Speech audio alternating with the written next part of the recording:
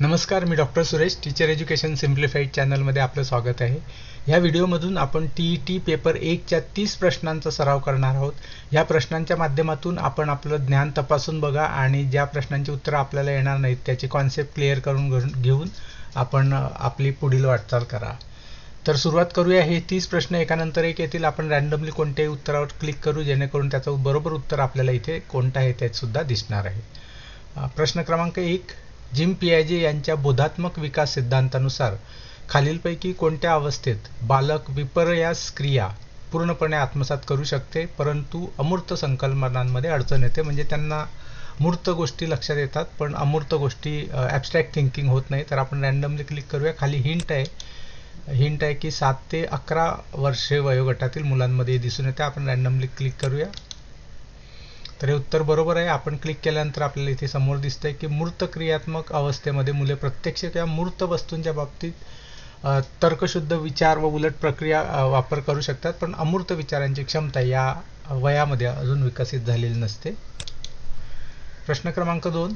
लेव वायगोत्स्की यांच्या सामाजिक सांस्कृतिक सिद्धांतानुसार बालकाच्या शिकण्याला तात्पुरते दिलेलं सहाय्य किंवा आधार म्हणजे खालीलपैकी काय आहे. आपण रँडमली क्लिक करू. इथे हिंट बघूया काय आहे. याला इंग्रजी स्कॅफोल्डिंग असं म्हणतात. जे काम पूर्ण झाल्यानंतर हळूहळू काढून घेतले जाते. या ठिकाणी आपण रँडमली क्लिक करूया पहिल्या पर्यायावर. तर इथे आहे की हे नॉट क्वाईट म्हणजे हे मूल स्वतः करू शकणारे काम किंवा मदतीने करू शकणारे काम यामधील अंतर दाखवतं. तात्पुरते सहाय्य नाही. मग योग्य उत्तर काय आहे. तर योग्य उत्तर आहे वायगोत्स्की यांच्या मते मूल एखादी गोष्ट शिकत असताना त्याला प्रौढ किंवा अधिक सक्षम व्यक्तीकडून सुरुवातीला दिलेला तात्पुरता आधार म्हणजे मचान स्कॅफोल्डिंग होय. 3. कोहलबर्ग यांच्या नैतिक विकास सिद्धांताच्या कोणत्या पातळीवर व्यक्ती वैयक्तिक तत्त्वे आणि सार्वत्रिक मूल्यांच्या आधारे नैतिक निर्णय घेते मग ते कायदे असो किंवा नियमांच्या विरुद्ध असणं. या ठिकाणी आपण बघूया. हिंट आहे की ही कोहलबर्ग यांच्या सिद्धांतातील सर्वोच्च आणि अंतिम पातळी आहे. हिंट आहे. हिंट आपल्याला परीक्षेत नसणार आहे त्यामुळे हिंट आपण त्या पद्धतीने विचार करू नये. यामध्ये आपण क्लिक केलेलं आहे तर उत्तर बरोबर आहे. प्रथमोत्तर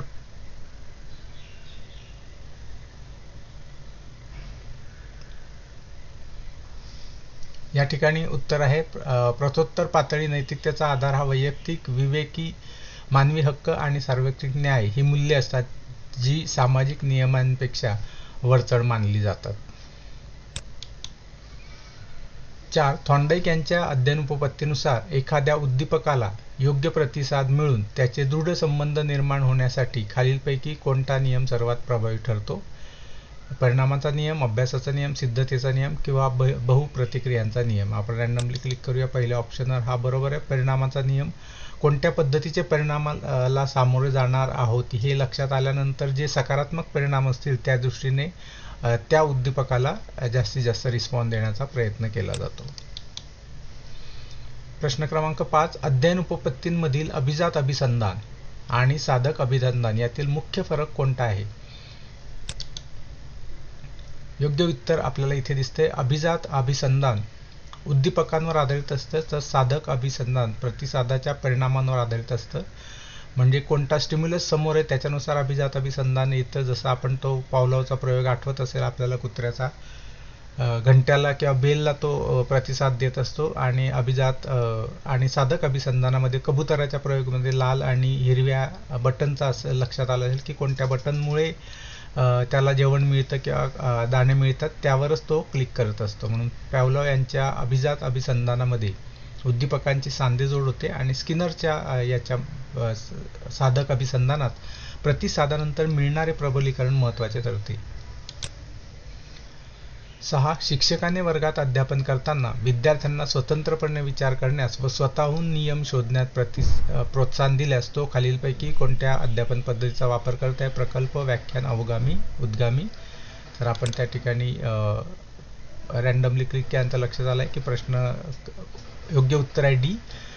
उद्गामी पद्धतीमध्ये विशिष्ट उदाहरणावरून सामान्य नियमाकडे किंवा सिद्धांताकडे प्रवास केला जातो त्यामुळे विद्यार्थ्यांना कोरिलेशन आणि विश्लेषणाची क्षमता वाढते.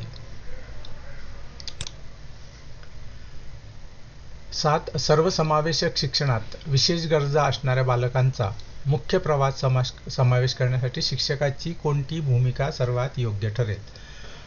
त्यांचा वेगळा वर्ग आणि स्वतंत्र अभ्यास तयार करणे, पालकांना त्यांना विशेष शाळेत पाठवण्याचा सल्ला देणे, त्यांच्या उणिवावर लक्षात केंद्रित करून त्यांना सामान्य मुलांपासून दूर ठेवणे किंवा त्यांच्या वैयक्तिक गरजा ओळखून अध्यापन पद्धती आणि पूरक साधनांचा वापर करणे हे अध्यापन करत असताना शिक्षकांनी केलं पाहिजे. ज्या ठिकाणी म्हणजे जेणेकरून जे विशेष गरजा असणारे विद्यार्थी त्यांचं सुद्धा अध्ययन याच वर्गामध्ये पूर्ण होईल आणि हा वर्ग हा इन्क्लुझिव्ह क्लासरूम असेल, इन्क्लुझिव्ह एज्युकेशन असेल. प्रश्न क्रमांक 8.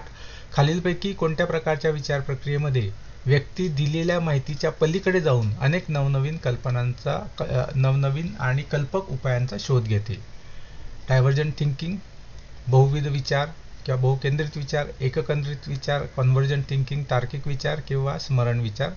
यामध्ये प्रश्न पुन्हा एकदा बघा.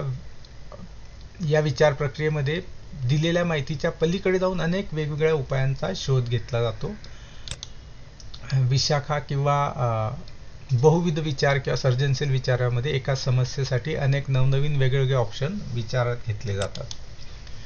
सातत्यपूर्ण सर्वंकष नियम मूल्यमापनाचा मुख्य उद्देश खालीलपैकी कोणता आहे? विद्यार्थ्यांच्या अध्ययनातील उणिवा शोधून त्यात सुधारणा करणे आणि सर्वांगीण विकास करणे, विद्यार्थ्यांमध्ये गुणांच्या आधारे स्पर्धा निर्माण करणे, फक्त सत्राच्या शेवटी घेऊन विद्यार्थ्यांचे वर्गीकरण करणे आणि शिक्षकांचे काम वाढवून त्यांना व्यस्त ठेवणे. अर्थात विद्यार्थ्यांच्या अध्ययनातील उणिवा शोधून त्यात सुधारणा करणे. कारण CCE म्हणजे सर्वंकष चालू असतं, त्यामुळे ज्या घटक चाचण्या असतील किंवा वेगवेगळ्या ज्या मौखिक चाचण्या असतील त्याच्या माध्यमातून त्याचवेळी त्या विद्यार्थ्याला काय समजलेलं नाही हे लक्षात आल्यानंतर तिथेच त्यांच्या अध्ययनामधील उणिवा शोधून त्या पूर्ण करण्याचा प्रयत्न करण्यात या CCE मध्ये प्रयत्न केला जातो. मराठी व्याकरणातील प्रयोग ओळखा. शिक्षकाने विद्यार्थ्यांना शिकवावे. यामध्ये कोणता प्रयोग आहे? ज्या ठिकाणी हे शक्यतो जिथे शिकवावे, करावे अशा पद्धतीचे क्रियापद असेल ती भावे प्रयोग असतात. जेव्हा कर्ता आणि कर्म दोन्हींना प्रत्यय असतात, क्रियापद नपुंसकलिंगी, तृतीय पुरुषी आणि एकवचनी असते, तेव्हा तो भावे प्रयोग असतो. खालील दिलेल्या शब्दांमधून शुद्ध शब्द अचूक ओळखा. आशीर्वाद, आशीर्वाद, आशीर्वाद. या ठिकाणी हा शब्द अचूक आहे. आशीर्वाद शब्द लिहिताना शी ही दीर्घ असली पाहिजे त्यावर, आणि रफार हा वावर असला पाहिजे, आणि रफाराच्या आधीचे जे सर्व शब्द असतात ते दीर्घ असतात.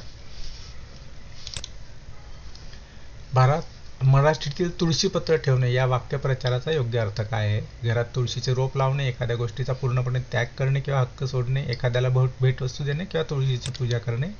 या ठिकाणी तुळशीपत्र ठेवणे याचा अर्थ आपल्या मालकीच्या आवडीच्या गोष्टीवर स्वतःचा हक्क कायमचा सोडून देणे असा होतो.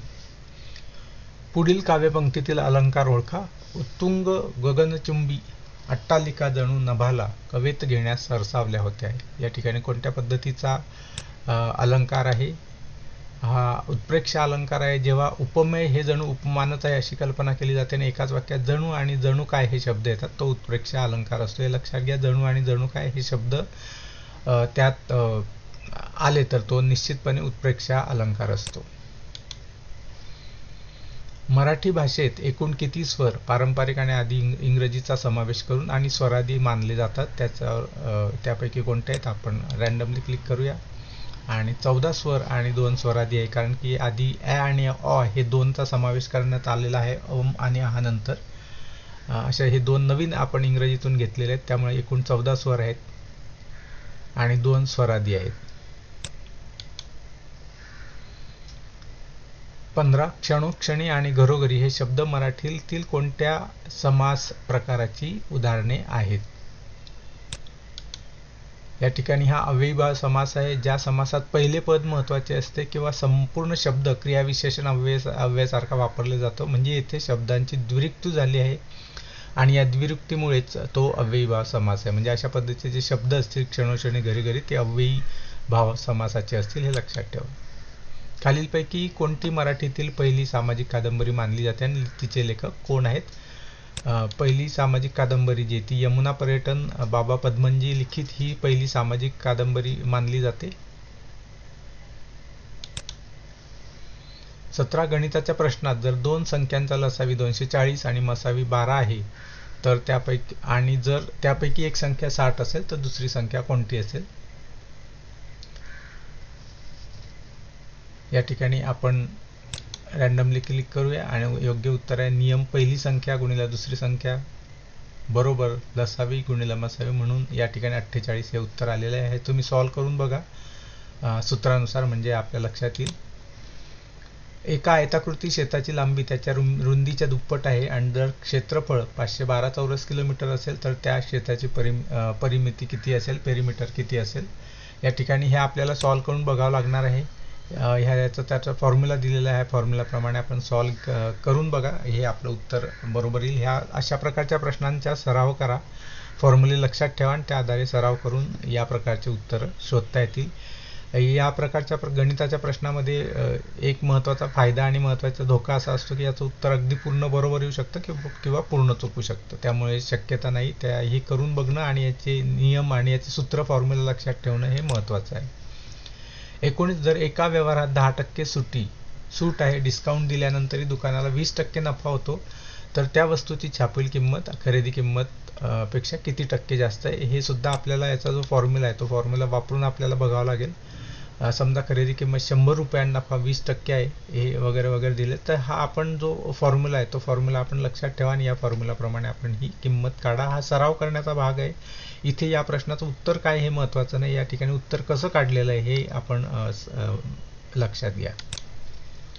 प्रश्न क्रमांक 20. एका वर्गातील 30 विद्यार्थ्यांचे सरासरी वय 15 वर्षे आहे आणि त्यात वर्ग शिक्षकाचे वय मिळवले तर सरासरीने 1 वाढते, तर वर्ग शिक्षकाचे वय किती असेल. आपण त्या ठिकाणी फॉर्म्युला लक्षात घ्या कशा पद्धतीने केले की 30 विद्यार्थ्याचे एकूण वय, त्यांचं गुणाकार करून तो संख्या काढलेली आहे. नंतर शिक्षकांचे 31 लोकांचे एकूण वय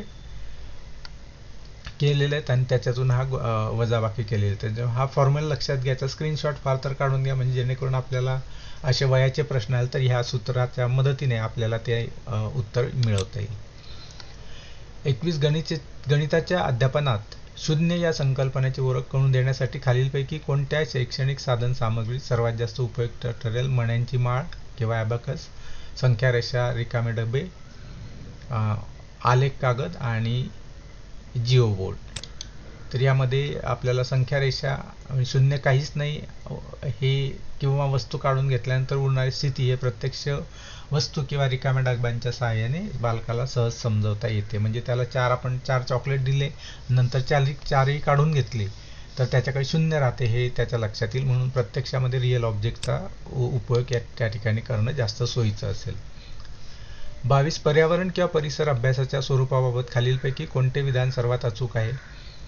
हा केवळ विज्ञान विषयाचा एक उपभाग आहे. ही एक आंतरविद्याशाखीय विषय असून त्यामध्ये विज्ञान, सामाजिक शास्त्र म्हणजे इतिहास, भूगोल, गणित, सर्वच पद्धतीचं पर्यावरण शिक्षण यांचा एकात्मिक दृष्टिकोन प्राथमिक स्तरावर या विषयाचे मूल्यमापन किंवा लेखित परीक्षानेच व्हावे.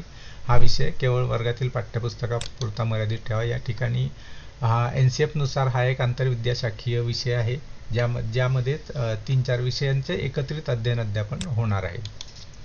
23 मानवी शरीरात लोह या खनिजाच्या कमतरतेमुळे खालीलपैकी कोणता आजार उद्भवतो. त्या ठिकाणी ॲनेमिया किंवा अशक्तपणा उद्भवतो.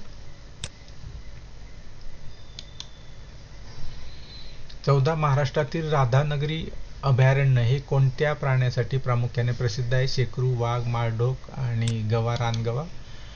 तर हे प्रामुख्याने कोल्हापूर जिल्ह्यातील राधानगरी अभयारण्य हे विशेषतः रानगव्यांसाठी प्रसिद्ध असून ते महाराष्ट्रातील पहिले अभयारण्य आहे. प्रश्न अन्नसाखळी विचारत घ्या. गवत, टोळ, बेडूक, साप, गरुड या अन्नसाखळीमध्ये द्वितीय भक्षक कोण आहे. या क्रमावरनं आपला गोंधळ होऊ शकतो. तर त्या ठिकाणी पहिला जो असतो तो उत्पादक असतो म्हणून गवत आहे. गवत नंतरचं मग इथून प्राथमिक, द्वितीयक आणि तृतीयक अशा पद्धतीने सुरू होतं म्हणून द्वितीयक या ठिकाणी बेडूक आहे, तो प्राथमिक भक्ष्याला खात असतो. 26 भारतीय राज्यघटनेतील शिक्षण हा विषय खालीलपैकी कोणत्या सूचीमध्ये समावेश करण्यात आलेला आहे. समवर्ती, केंद्र सूची, राज्य सूची, शिष्ट सूची. म्हणजे हा विषय असा आहे की जो दोघांची जबाबदारी त्या ठिकाणी असते. केंद्र आणि राज्य सरकार दोन्ही या शिक्षणाच्या संदर्भात कायदे करू शकतात म्हणून तो समवर्ती सूचीमध्ये आहे. प्रश्न क्रमांक 30 ओझोन वायूचा थर वातावरणाच्या कोणत्या मुख्य थरांमध्ये आढळतो जो सूर्याच्या अतिनील किरणांपासून पृथ्वीचे संरक्षण करत असतो? तर आपण तो ओझोन जो आहे तो प्रामुख्याने वातावरणाच्या स्थितांबर स्ट्रॅटोस्फिअर या स्तरामध्ये जमिनीपासून साधारण 15 ते 30 किलोमीटर उंचीवर आढळतो आणि त्या ठिकाणी तो जे अल्ट्राव्हायोलेट रेज येतात त्याची जी प्रखरता असते ती कमी करून फिल्टर करून तो पृथ्वीकडे पाठवत असतो. 28 भाषा शिक्षण श्रवण आणि भाषण या कौशल्यानंतर बालकाने वाचन शिकण्यापूर्वी कोणत्या गोष्टींवर जास्त भर देणं गरजेचं आहे असं मॉन्टेसरी पद्धत सांगते? थेट व्याकरण शिकवावे, लेखन पूर्वतयारी व अक्षरांचे अवयव गिरवणे, मोठ्याने पाडेपाठ करणे आणि मूक वाचन करणे. यामध्ये कोणत्या गोष्टीची तयारी? तर ही एक तयारी असते मॉन्टेसरीमध्ये. डॉक्टर मारिया मॉन्टेसरी यांनी ही पद्धती विकसित केली होती. त्यांच्या मते बालकाला वाचनापूर्वी लेखनाची ओळख करून देणं मानसशास्त्रीयदृष्ट्या सोयीचं असतं. आणि 29 एका वर्तुळाची त्रिज्या 7 सेंटीमीटरवरून वाढवून 14 सेंटीमीटर केल्यास नवीन वर्तुळाचे क्षेत्रफळ जुन्या क्षेत्रफळाच्या वर्तुळाचे क्षेत्र किती पट होईल? म्हणजे आधी पहिल्या जुन्या वर्तुळाचे क्षेत्रफळ काढायचे आणि मग नवीन क्षेत्रफळ काढायचे आणि मग त्या दोघांच्या तुलनेमध्ये आपल्याला तुलना करून त्यात किती पट होईल ते काढायचे. तर त्याचे क्षेत्रफळाचं क्षेत्र आपल्याला सूत्र आपल्याला माहिती, त्या सूत्राच्या मदतीने आपण जुन्याचं म्हणजे 7 सेंटीमीटरचा आधी काढा, नंतर 14 सेंटीमीटरचा काढा, आलेल्या दोन्ही उत्तरांची तुलना करा आणि त्यातून किती पट झाले ते लक्षात घ्या. यासाठी कागदावर काम करावं लागेल. प्रश्न क्रमांक 30 आपल्या सूर्यमालेतील कोणत्या ग्रहाला तांबडा ग्रह किंवा लाल ग्रह किंवा रेड प्लॅनेट असं म्हटलंय? तर त्याचे कारण काय? तर या ठिकाणी मंगळ हा या मातीमध्ये आयर्न ऑक्साईडचे गंजलेले लोहाचे प्रमाण खूप जास्त असल्यामुळे तो तांबूस रंगाचा, लालसर रंगाचा दिसतो, म्हणून त्याला तांबडा ग्रह असं म्हणतात. अशा पद्धतीने आपण या व्हिडिओमधून 30 प्रश्नांची मालिका TETचा सराव म्हणून केलेला आहे. अजून याची दुसरी मालिका मी करणार आहे, तो पण आपण व्हिडिओ जरूर बघा आणि चॅनल सबस्क्राईब केलं नसेल तर चॅनल सबस्क्राईब जरूर करा.